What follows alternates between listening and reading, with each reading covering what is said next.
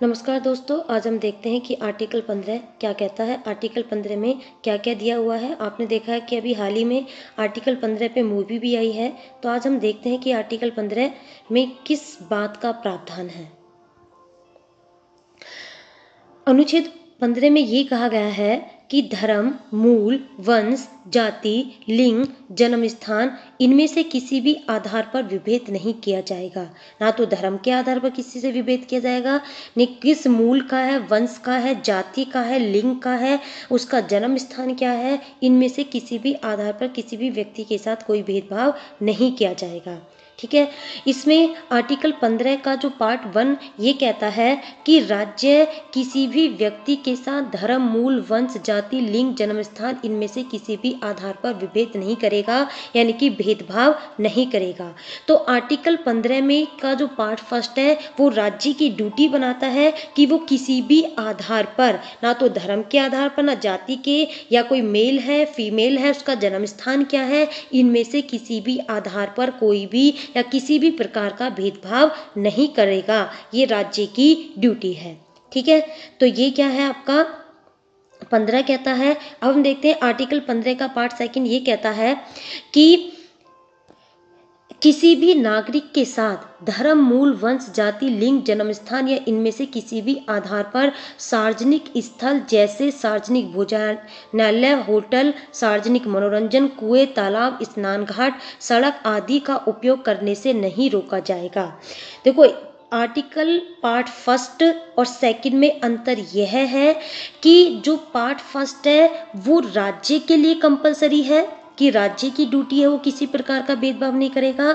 Article second ये कहता है कि इसमें राज्य और प्लस आपके जो नागरिक हैं, सिटीजन है, उन दोनों का कर्तव्य है कि वो किसी भी नागरिक के साथ किसी भी प्रकार का भेदभाव नहीं करेंगे, ना तो धर्म के आधार पर, ना जाति के आधार पर, ना जन्म स्थान के आधार पर आप किसी के साथ कोई भेदभाव नहीं करेंगे। उन्हें किसी भी सार्वजनिक भोजनालय, जैसे कि आपने देखा है जो आपके जो भोजनालय होते हैं, जैसे आपके बहुत सारे, जैसे आप वो आती है आपकी नवरात्रि आती हैं तो जगह जगह भोजनालय लगते हैं और भी बहुत सारे भोजनालय लगते हैं, तो आप रोकेंगे नहीं। प्लस जैसे होटल है, आप किसी होटल में जाएंगे तो होटल वाला ये नहीं पूछेगा भैया किस धर्म के हो, किस जाति के हो, हम इस धर्म के या जाति के लोगों को कमरा नहीं देते हैं। प्लस सार्वजनिक मनोरंजन, जैसे कि आपका कहीं मूवी देखने जाते हैं या जैसे मेला वगैरह लगते हैं तो वहाँ पर किसी धर्म या जाति के आधार पर नहीं रोका जाएगा। कुएं, जैसे आपने देखा है कि पहले कुओं से पानी, जो निम्न जाति के लोग थे उन्हें कुएं से पानी नहीं लिया जाता था, नहीं लेने दिया जाता था। जो अपर कास्ट थी, अपर कास्ट लोअर कास्ट के साथ मिसबिहेव करती थी और उन्हें पानी तक नहीं लेने देते थे। प्लस मतलब जो अपर कास्ट थी, लोअर कास्ट के कुएं जो होते थे अलग अलग होते थे। प्लस जो तालाब थे, तालाब से पानी नहीं लेने देते थे। स्नान घाट, सड़क आदि का उपयोग करने से भी रोकते थे। अभी आपने कुछ साल पहले भी देखा था कि जो निम्न जाति के लोग थे, वहाँ पे एक गांव में ऐसा देखा गया कि उस गांव में निम्न जाति के लोग चप्पल पहन के सड़क पर नहीं चल सकते थे। तो इस तरीके की घटनाओं को रोकने के लिए आर्टिकल 15 के सेकंड में प्रावधान किया गया है कि राज्य का और प्लस नागरिक का, यानी कि इसमें जो है नागरिक की भी ड्यूटी है कि वो किसी भी तरीके का भेदभाव नहीं करेगा। अगर किसी व्यक्ति के साथ कोई भेदभाव किया जाता है तो वो आर्टिकल 32 के माध्यम से डायरेक्ट सुप्रीम कोर्ट जा सकता है और आर्टिकल 226 के माध्यम से हाई कोर्ट जा सकता है अगर किसी के साथ कोई भी भेदभाव किया जाता है। तो इस तरीके से हम देखते हैं कि ड्यूटी नागरिक और राज्य दोनों की होती है। ठीक है। अब हम देखते हैं कि आर्टिकल 15 के अपवाद शुरू हो जाते हैं। अपवाद में आर्टिकल 15 का पार्ट थर्ड, यानी कि जो अपवाद है वो सकारात्मक भेदभाव करने की बात कर रहे हैं। यानी कि अगर किसी वर्ग के लिए सकारात्मक भेदभाव किया जाने की परमिशन देते हैं, किसको? राज्य को। तो ये कह रहे हैं कि जो राज्य है महिला और बच्चों के विकास के लिए विशेष प्रावधान करने की शक्ति प्रदान करता है, यानी कि महिलाओं के विकास के लिए प्लस बच्चों के विकास के लिए स्पेशल प्रोविजंस कर सकता है। जैसे कि आपने देखा है जो 73वें संविधान संशोधन अधिनियम और 74वें संविधान संशोधन अधिनियम जो नगर पालिका सॉरी पंचायत और नगर पालिका दोनों से जुड़ा हुआ है, उसमें महिलाओं को 33% रिजर्वेशन दिया गया है ना। तो उसमें क्या है, रिजर्वेशन दिया गया है जिससे कि महिलाओं की राजनीति में भागीदारी बढ़ सके। तो महिलाओं की भागीदारी बढ़ाने के लिए क्या दिया गया है, रिजर्वेशन दिया गया है। इसी प्रकार का रिजर्वेशन संसद और विधान मंडल में देने की बात चली है, जिसके लिए राज्यसभा में 2009 में विधेयक पास हो गया है। अभी लोकसभा से विधेयक पास नहीं हुआ है। तो महिलाओं के विकास के लिए स्पेशल प्रोविजंस करने की शक्ति किसको प्रदान करता है, राज्यों को प्रदान करता है। प्लस बच्चों के विकास के लिए आपने देखा है कि 6 से 14 साल के बच्चों को एजुकेशन देना राज्य की ड्यूटी है।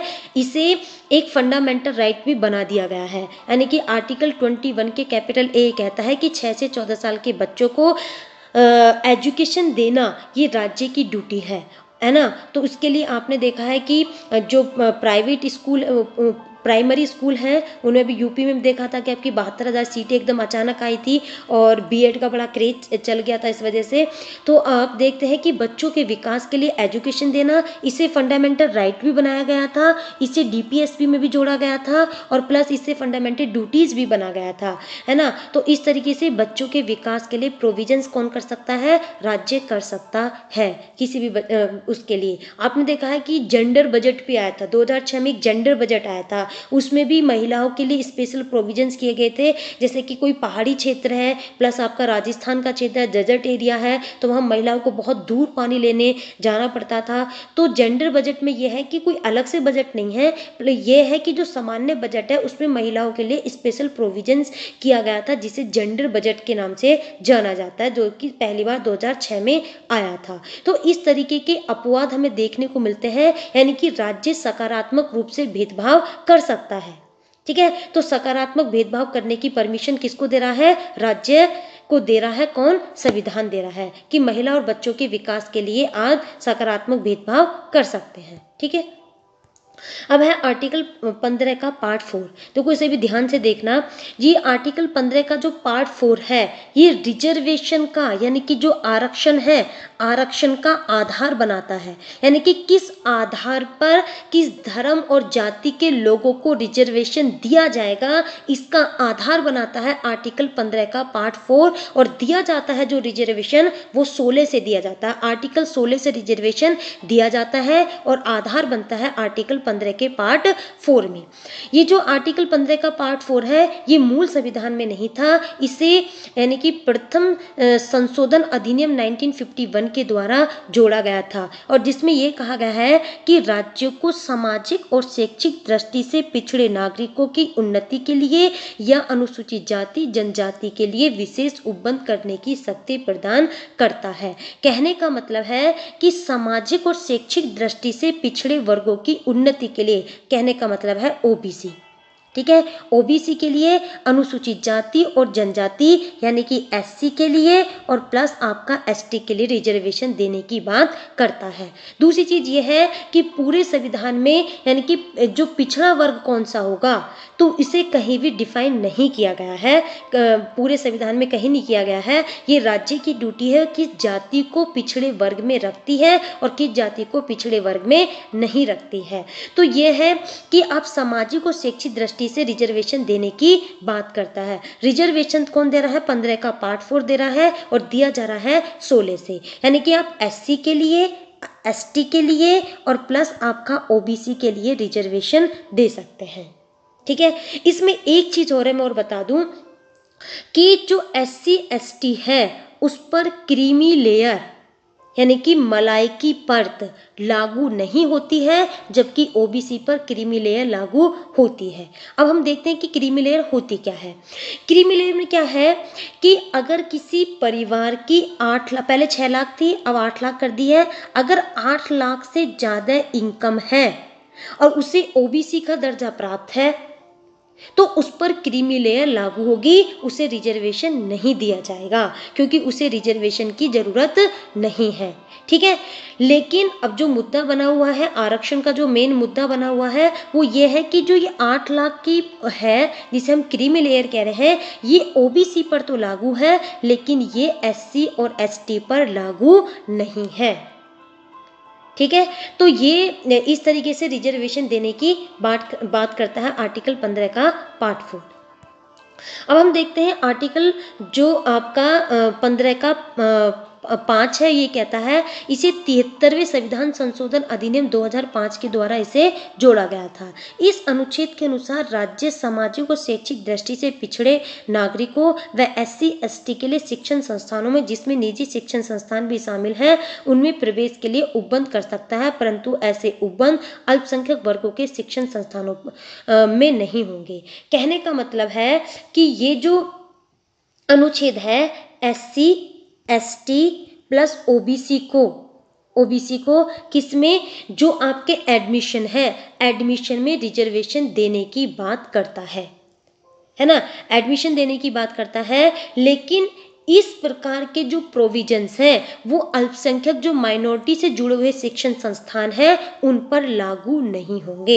आपने देखा कि जो कुछ आपके 6 धर्म है उन्हें माइनॉरिटी का दर्जा दिया गया है और माइनॉरिटी से जुड़े हुए कुछ आपके इंस्टीट्यूट हैं, तो उन पर ये जो प्रोविजंस है वो लागू नहीं होंगे। ये किस पे होंगे, एससी एसटी और ओबीसी को किसमें, एडमिशन में रिजर्वेशन देने की बात करता है। कहने का मतलब है कि है राज्य को धार्मिक अगर मांग के आधार पर रिजर्वेशन की बात की जाती है कि धर्म व जाति के आधार पर भर्ती की जाए, रिजर्वेशन की एडमिशन दिया जाए, तो उसकी इजाजत भेदभाव करने की परमिशन देता है। एससी एसटी और ओबीसी के जो एडमिशन है उनमें भर्ती है उनमें परमिशन देता है। तो इस तरीके से हम देखते हैं धर्म और जाति के आधार पर सकारात्मक भेदभाव करने की परमिशन देता है, लेकिन ये जो परमिशन है जो माइनॉरिटी से जुड़े हुए शिक्षण संस्थान है उन पर लागू नहीं होगा। ठीक है, इसमें माइनॉरिटी से जुड़े हुए हैं प्लस कुछ ऐसे इंस्टीट्यूट हैं जिनमें रिजर्वेशन की जरूरत नहीं होती है। कुछ मैं 1-2 एग्जांपल बताऊंगी, जैसे Tata institute of fundamental research Mumbai, बहामा atomic research centre Mumbai, physical research laboratory Ahmedabad, Indian institute of remote sensing ये देहरादून, और भी बहुत सारे इंस्टीट्यूट हैं जिनमें आप किसी भी प्रकार का रिजर्वेशन नहीं दे सकते हैं। इस प्रकार के रिजर्वेशन देने की बात को मना की गई है क्योंकि वो एक ऐसा संवेदनशील क्षेत्र है जहां रिजर्वेशन देने की आवश्यकता नहीं है, वरना खतरा हो जाएगा। तो इस तरीके के एससी ओबीसी और एसटी को रिजर्वेशन किसमें, एडमिशन में देने की परमिशन देता है, प्लस माइनॉरिटी पर, जो माइनॉरिटी से जुड़े हुए इंस्टीट्यूट हैं उन पर यह रिजर्वेशन लागू नहीं होगा। ठीक है, अब है आपका अभी हाल ही में 103वां संविधान संशोधन अधिनियम 2009 आया है, जिसमें अनुच्छेद 15 का पार्ट 6 जोड़ा गया है। ठीक है, जो 6 जोड़ा गया है उसमें ये कहा गया है कि प्रत्येक श्रेणी के आर्थिक रूप से कमजोर वर्गों की उन्नति के लिए कुल स्थानों में 10% आरक्षण रखे जाएंगे, है ना। इसे मैं पहले पूरा पढ़ देती हूँ, रखे जाएंगे प्लस ऐसे उपबंध अनुच्छेद 15 के 4 में और 5 में वर्णित वर्गों से भिन्न अनुच्छेद 30 में वर्णित अल्पसंख्यक वर्गों की शिक्षण संस्थाओं से भिन्न प्राइवेट शिक्षण संस्थान, चाहे राज्य द्वारा सहायता प्राप्त हो या बिना सहायता प्राप्त हो, जो आरक्षण की दशा में वर्तमान आरक्षण के अतिरिक्त 10% आरक्षण दिया जाएगा। कहने का मतलब है कि जो आपका 15 के 4 में एससी एसटी ओबीसी को रिजर्वेशन दिया जा रहा है और इसमें भी जो आपके माइनॉरिटी से जुड़े हुए हैं उनमें रिजर्वेशन नहीं दिया जाएगा, उनसे अलग प्लस जो 15 के 30 में है जो अल्पसंख्यक वर्गों के लिए जो रिजर्वेशन की बात करते हैं उनसे अलग SC ST OBC plus minority से अलग जो प्रत्येक श्रेणी के लोग हैं जो आर्थिक रूप से कमजोर हैं उनकी उन्नति के लिए 10% आरक्षण देने की बात करता है।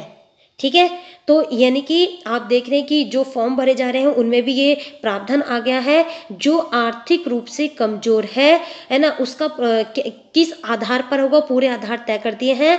तो अगर वो कमजोर है तो उसे 10% रिजर्वेशन दिया जाएगा। तो इस तरीके से एससी को रिजर्वेशन 4 में है, एससी एसटी ओबीसी को, और 5 में एडमिशन में रिजर्वेशन है, माइनॉरिटी का रिजर्वेशन है, और उससे अलग जो प्रत्येक श्रेणी है, जो अपर श्रेणी आ जाती है, उसमें आर्थिक रूप से जो कमजोर है उनकी उन्नति के लिए 10% रिजर्वेशन देने की बात की गई है।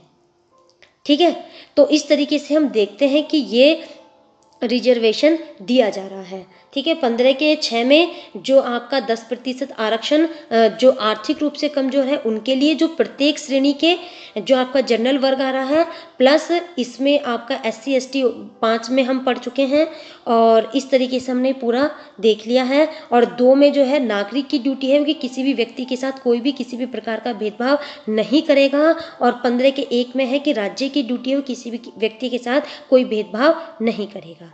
ठीक है, तो इस तरीके से हम आर्टिकल 15 देखते हैं। ठीक।